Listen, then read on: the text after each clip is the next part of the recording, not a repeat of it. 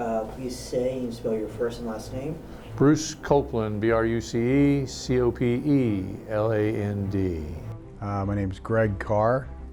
Luke Jargenti. My name is Levi Owsley. My name is Sean Carter. My name is Matt Blake. My name is Riley Pagán. My name is Sam Miller. My name is Yassine Ali McClendon. Full name, Supernova Pritchard, Supernova Pritchard, Pritchard, but my friends call me Nova.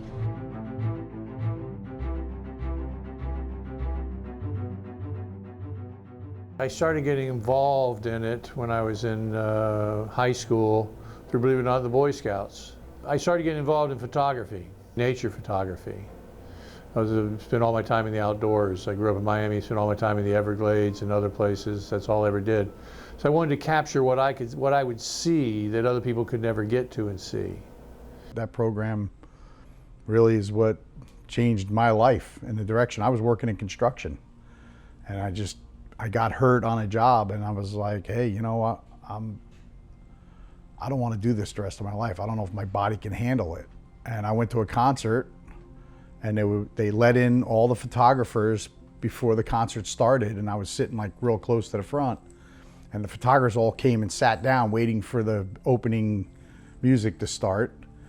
And I started talking to one of the photographers, and I said, how'd you get into this? And she's like, oh, I went to a place called P-Tech. I honestly didn't. I wasn't the person that was an editor in high school or was good with cameras or anything like that. I needed something to get into at P-Tech, and it seemed like something that I could get into. And after the first couple of days, I thought, this is way out of my league. I'm not gonna be able to get all these connectors or know any of this technical stuff, but just kind of stuck with it. So I always liked TV and movies and everything from Breaking Bad to, any movie, Hateful Eight, anything. But I think growing up, I really liked Nat Geo and whatnot. So that would be the true dream, is to go out and sit in a tent for hours looking for a bird, but we'll see. The reason I started was some kid in 5th grade showed me Skrillex. And then from that summer, I found a camp in St. Pete, like Tasco. The usual rec centers, but there's a rec center up 4th Street that was a video and photo class, and they did 2 weeks of audio. And from there, that's how it all really started. I've been into cinema and TV production for my entire life. Ever since I was little, that's been my one and only passion. Don't really have any real life skills, can't cook, can't clean, can't really do anything else. So TV is just my one thing, and if I stick to it, I'm hopefully gonna be a director one day. That's the plan, that's the ultimate goal. I sort of fell in love with making short films as a kid in middle school, and over time that kind of just evolved into doing videography, and then eventually I found the TV production program in PTC, and it's all been uphill from there. In elementary school, I joined my my school's TV program, and I enjoyed that, but I kind of just stopped doing it after that for whatever reason. But during high school, I was trying to see what I wanted to do, and my guidance counselor told me that they're offering classes for TV production at Pinellas Tech, and I took it, and I just fell in love with it. I got into TV on an accident. I got into it in high school, and I didn't pick my electives, so they auto-selected for me, and one of the ones was TV production, and I didn't know our school had that. And then I went, and I fell in love with the people, and I fell in love with how to actually do it, and then I got into cinema, which got me into the whole film sphere, and now I'm here. I've been loving TV, live television, stuff like that since I was 3 years old. So, I remember when I was 8 or something, I stole my mom's camera so I could film my own news in the backyard or something like that. But I've been really into it since I was a kid, really. Getting the certification, completing the program was a game changer for me. Not only from learning the fundamentals of TV and really getting a deeper grasp on how signal flow and just the industry in general really works. Doing the program really gave me like a really strong baseline for all of that. And it gave me the confidence to really put myself out there, which was something that I was lacking at the time. Coming from a homeschooler that had like no friends, coming to P-Tech, I was genuinely shaking. I was quaking in my boots, never had a school experience. I remember just coming into P-Tech being so nervous, and everyone was so diverse and so nice and welcoming, and everyone helps each other out with any kind of projects. I feel like I fit in the most when I was at P-Tech in my life. I mean, I loved that college just because it was on your own time kind of thing. That would really help me. And not only was it on your own time, but it was all up to you, which is how it is in the real world.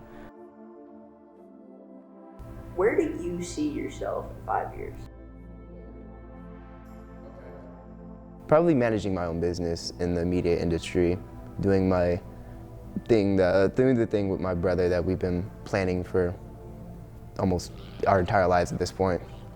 Have our own business, make our own like shows, be able to tell our own stories. For me, I like stories, you know what I'm saying? Like I want to make stories. I want to like make people feel emotions, you know what I'm saying? That's my biggest thing. Because that's what I fell in love with at the beginning, was telling stories that reach people, you know, that matter. You can have the best script in the world, but if you can't put it to video, it's just a piece of paper with writing on it. It's a book.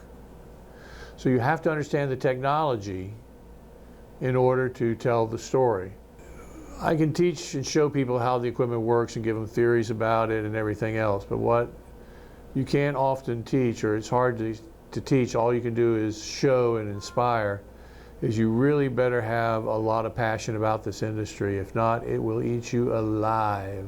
I think that you have to have this certain type of personality to work in broadcast television, because there's a lot of ego, and you have to have some tough skin, and you have to be able to hold your own. So you can't let people run all over you, because if you allow that to happen, and it'll just get worse and worse.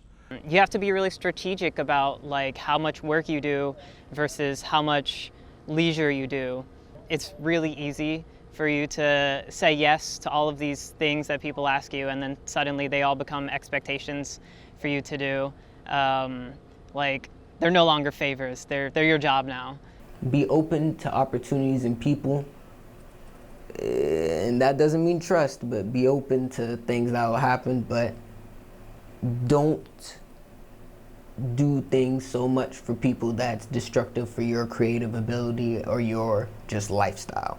You have to be careful about it, because you're working every day, and if you say yes to too much, you're going to burn yourself out. Take responsibility over what you do in your profession. You know, if you make a couple mistakes during a broadcast, there's not going to be a lot of people that are going to tell you, like, you know, oh, you did this, this, and this, and if you do this, this, and this, you'll be that much better. If you're the person that kind of does that for yourself, you will progress faster than other people, and you will, you know, see yourself being more of an asset to your team. In this industry, it's all about relationships. It's not really what you know. You got to be good at what you do, but it's not really what you know, it's who you know. You learn something from every single person, no matter how low they are, if you consider them low. No matter if they're doing PTZ, camera, switcherboard, if they're the director, the producer. There's always something to learn from one of those people, and you'll take it with you, go on to the next gig, and learn something else. So never be like afraid to just like put your hand out, introduce yourself, and just get to know people and learn from them, and maybe teach them something too. My work experience now is, and my, you know, my knowledge and stuff like that is, I didn't have any of it before I went to P-Tech. In terms of like job opportunities, it's mainly the community of people I know through P-Tech. At like the horse track, like working with Tyler, who's also like a cameraman who was in my class, those people like him, Sam and Emily, like made me try and just do better at whatever I was doing, whether editing or getting good shots of horses or whatever. I don't know them personally, but Nova really stuck out to me as like being queer in an industry like this that's so big in Florida, seeing another queer person in the industry be successful and living, it's kind of hopeful. And Riker kind of like took me under his wing when I first started and showed me a lot. And I don't know, he always checks up on me even now, like just like, you know, like how you doing, how you pushing it. And honestly, I'd say there's not really one particular thing that he said, but I just feel like just the encouragement to just keep pushing for like, you know, your own work, and just, you know, he does more like freelancing stuff. And I don't know, I think just keep pushing and don't let yourself get overwhelmed, you know, just keep at it, and you know, you're always gonna get better. You can only climb up.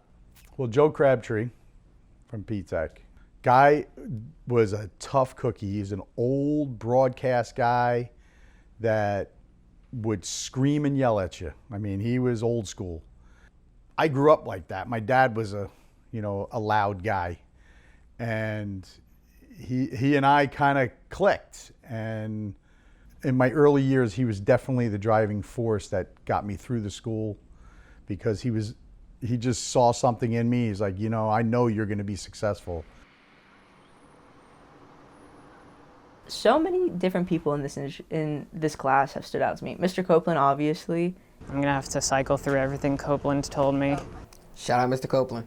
Gotta shout out my goat, Mr. Copeland. He's kind of in like, not even in a funny way, he's a legend in the industry. He really made me think more tactically about video. A lot of the lessons he's taught me has really stuck with me, you know, so remember signal flow.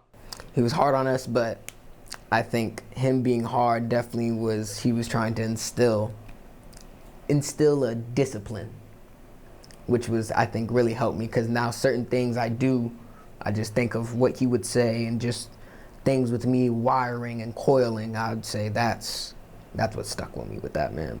I think at the end of the day, what he was saying was to remember what you want, remember what you love, remember who you are, because this industry, it pulls you.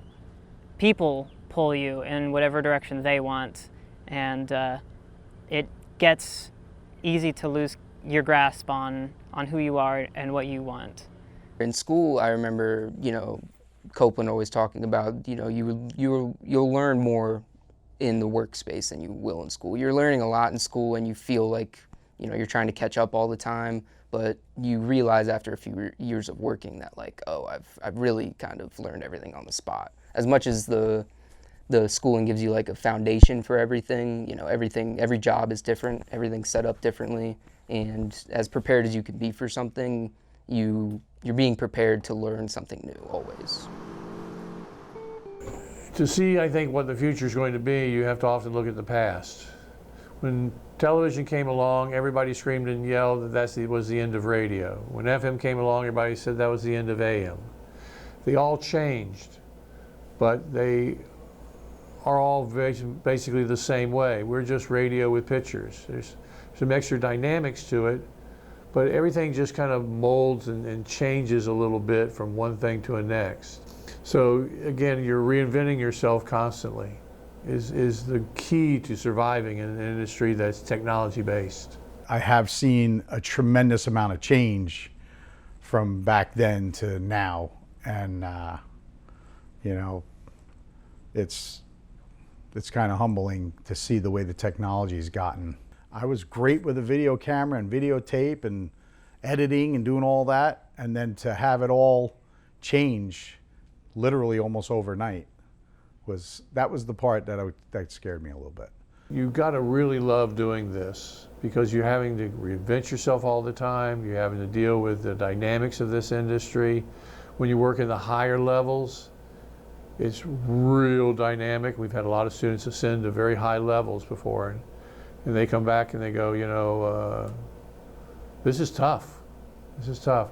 I know what I'm doing, but dealing in this environment is tough. That hustle, that giddy up, that goes a long way for the old timer guys. That a lot of the guys that are in charge, we are looking around, and when we're watching all the guys working, You know, we're taking mental notes of who's out there getting after it and hustling. That's what's going to make or break you in this business. So what's going to make you different than them? If they can shoot and edit just like you, then what are you? You're useless. So you have to now become something else or do something better.